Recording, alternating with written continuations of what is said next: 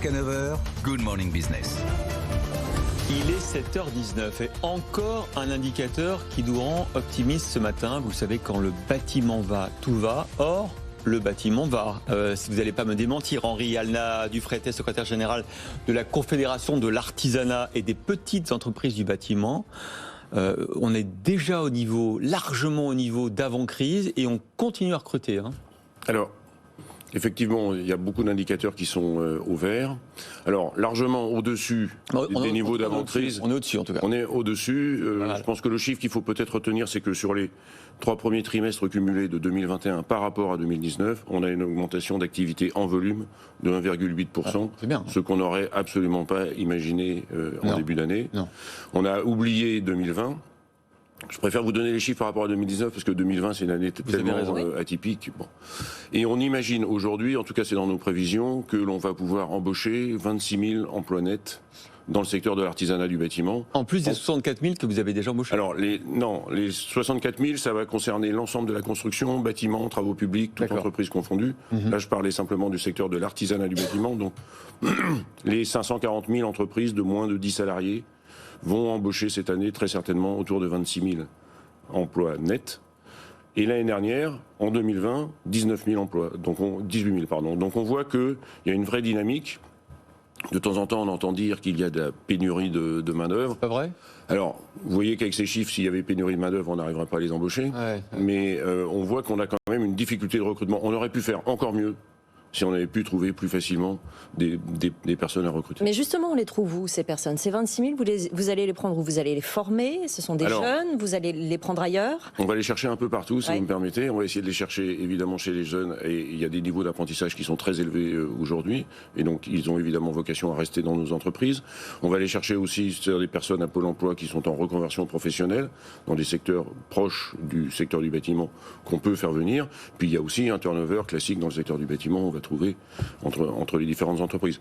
On craint qu'il y ait un petit phénomène de surchauffe éventuellement, que l'on soit confronté à prendre du personnel chez d'autres entreprises, etc. Il y a un risque. Alors, votre avenir semble assez tracé et radieux, parce que non seulement il y a la construction, on voit que ça repart, on sait qu'on manque en plus de logements en France, mais surtout il y a la rénovation. Hein. Et dans votre croissance, on voit que c'est 50-50, c'est que ce marché incroyable, notamment la rénovation énergétique, ouvre quand même des perspectives assez positives. Hein. Alors, on essaie des perspectives en rénovation énergétique sur 20 ans. Ah oui, mais bon, c'est 20 ans garantis quand même. Alors, quand vous regardez, et on en est content et on sait qu'on a du travail à faire. Alors, quand vous regardez les chiffres, vous apercevez que par le 1,8% que j'indiquais tout à l'heure, vous avez dedans une quasi-stabilité de la construction neuve, on est plutôt autour de 0. En revanche, au niveau de la rénovation et de l'entretien, on est à 3,1 en croissance, toujours par rapport à 2019, et les travaux de performance énergétique autour de 4,1%.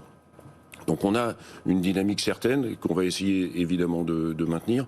C'est en partie le succès de MaPrimeRénov', même s'il y a des difficultés, mais pas que. Il y a aussi une demande des particuliers beaucoup plus forte. Les particuliers ont vécu dans leur logement, ils ont économisé pendant la période Covid, ils ont donc un certain nombre de projets d'aménagement de leur logement. Mais il y a quelques ombres au tableau néanmoins. Alors lesquels ? Allez-y. Alors la crainte, c'est que la demande des particuliers s'essouffle un tout petit peu. Alors on a vu d'ailleurs en plus dans l'immobilier de manière plus générale ce matin le chiffre de crédit logement sur le fait que moins 8%, c'est le nombre de prêts accordés en octobre sur un an aux particuliers pour acheter leur logement. Donc ça commence à se tarir, on voit que les restrictions sont plus fortes sur le crédit immobilier. D'où le fait que la demande des particuliers va peut-être légèrement baisser dans les mois qui viennent. On a une deuxième source d'incertitude, c'est la hausse des coûts qui nous a impacté beaucoup et dont on ne sait pas dire encore aujourd'hui si ça va se tasser, etc. Ça se tasse pas encore ? Alors, il y a des secteurs où on imagine que ça est en train... Enfin, on imagine. On a quelques indicateurs avancés qui nous permettent de dire que, par exemple, le secteur du bois, on est en train de stabiliser, mais on reste à des niveaux hauts en termes de coûts. Troisième incertitude, c'est les délais d'approvisionnement. On est très impacté par ces délais d'approvisionnement. On aurait là aussi pu faire encore mieux si on n'avait pas de problème de délai d'approvisionnement. Et quand on interroge les industriels, ils nous disent, espérer au premier semestre 2022 que les choses iront mieux. On l'a vu avec le patron de Saint-Gobain là, il y a une semaine, effectivement, qui disait qu'ils s'étaient tendus, ils essayaient de remplir leurs objectifs, et que voilà, c'était compliqué. Et ça a des grosses conséquences sur les prix, d'ailleurs, ces difficultés-là? Alors, les difficultés d'approvisionnement, ça va avoir deux impacts. Un premier impact de décaler des chantiers. Oui. Et un impact sur la productivité des entreprises, parce que du coup, une entreprise ne va pas terminer un chantier parce qu'elle manque de l'équipement ou des matériaux nécessaires, elle va passer sur un autre chantier, puis revenir sur le premier chantier. Bon, avec des effets cascades entre les entreprises, puisque vous ne pouvez intervenir qu'à certains moments, et si les corps d'État précédents n'ont pas pu faire le travail, vous ne pourrez pas vous-même intervenir. Donc on est dans cette difficulté de délai d'approvisionnement. La hausse des coûts, c'est aussi une difficulté pour nos entreprises, parce qu'elles sont aujourd'hui très brutales, difficiles à anticiper. Et donc, vous avez signé un devis avec un client, et si vous venez le voir 15 jours après en lui disant il y a une hausse de 50% ou autre, etc. Bon. Et donc, la hausse du coût des matériaux a forcément un impact sur le coût des travaux dans leur ensemble, de manière plus mesurée, mais néanmoins, ça a quand même un impact. Donc là aussi, ça peut avoir un effet sur la demande. Merci beaucoup, Henri Alna du Freites. Oui, pardon. J'ajoute que vous voulez féminiser la profession. Il y a 11% de femmes dans votre secteur en ce moment, et que vous faites un appel pour féminiser cette profession dans les années à venir. C'est important. Hein, oui, il y a une image très masculine des métiers du bâtiment. On a fait énormément de progrès dans les conditions de travail. Toutes les femmes peuvent venir dans nos métiers. Maintenant, et on les accueille. Oui. Merci beaucoup, Henri Alna du Freites, d'être venu ce matin dans Good Morning Business.